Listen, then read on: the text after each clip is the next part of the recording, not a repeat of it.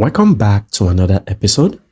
We're told to look for the value of b, given that b plus b plus b is equal to b times b times b. Now, to simplify the left-hand side, b plus b plus b is 3b. This is equal to b times b times b is b cubed.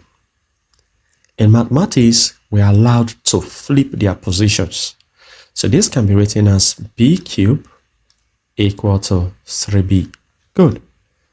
Now let's move everything to one side. So I'll have b cubed. As 3b crosses to the left, it becomes negative 3b. And this is equal to 0. Now notice something, that b is common on the left-hand side.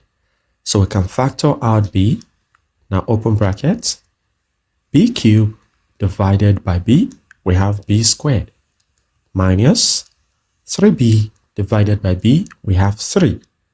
And this is equal to 0. Very good. So we have two cases from here. We have b to be equal to 0. And then the other case, we have b squared minus 3 to be equal to 0. Now, for the first case, we've already got a value for b. So our focus now will be on the second case.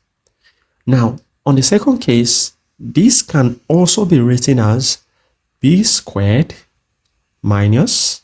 Now, 3 is the same as the square root of 3 squared. The reason is because it is allowed that square cancels out square root. Good. And this is equal to 0. So why did I do this? It is because I needed an expression in difference of two squares. An expression in difference of two squares has this identity.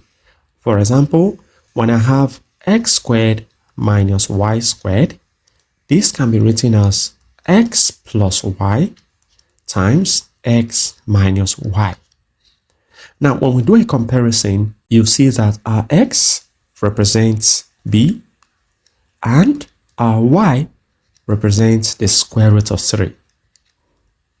Now, we're going to be writing this expression just like this. So this becomes x plus y, that means b plus the square root of 3 times x minus y, that will be b minus the square root of 3. And this is equal to 0. So we have two cases here. We have b plus the square root of 3 to be equal to 0, or we have b minus the square root of 3 to be equal to 0. For the first case, we can easily get the value of b. B will be equal to, as the square root of 3 crosses to the right, it becomes negative square root of 3. For the second case, b will be equal to, as the square root of, this is negative square root of 3. As it crosses to the right, it becomes positive square root of 3. Good. So there are 3 solutions in total. We have b to be equal to 0. This is 1, this is 2, and this is 3, which is the third solution. Now let's verify if these solutions are actually correct. So let's verify. So on verification, we'll start with when b is equal to 0.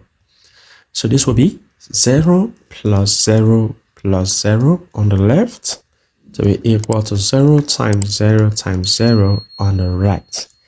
Adding zeros together yields 0. This is equal to multiplying zeros together also yields 0. So this is a solution. Now, when b this time is equal to positive square root of 3.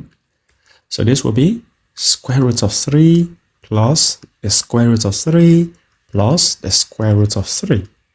This is equal to the right hand side, the square root of 3 times the square root of 3 times the square root of 3. Good. So now, adding the square root of 3 plus the square root of 3 plus the square root of 3. This gives 3 square root of 3. So this is equal to, on the right hand side, what we usually do is to multiply two terms first before the last term. So multiplying 2 terms, the square root of 3 times the square root of 3 gives the square root of 9. And we all know the square root of 9 to be 3. Good. Times the square root of 3. Notice something? The left hand side and the right hand side are the same. So we can say that b equal to the square root of 3 is also correct. Now this time, when b is equal to negative square root of 3. So this will be negative square root of 3 plus negative square root of 3 plus negative square root of 3. This is equal to negative square root of 3 times negative square root of 3 times negative square root of 3. Good. Now on adding the left hand side, we have negative square root of 3 plus times minus is minus, negative square root of 3 plus times minus is minus, negative square root of 3. And this is equal to the right hand side. Remember how we did it? We have to multiply 2 terms first before the last term. So negative square root of 3 times negative square root of 3 yields positive square root 9.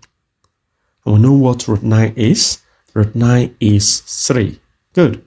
Times negative square root of 3.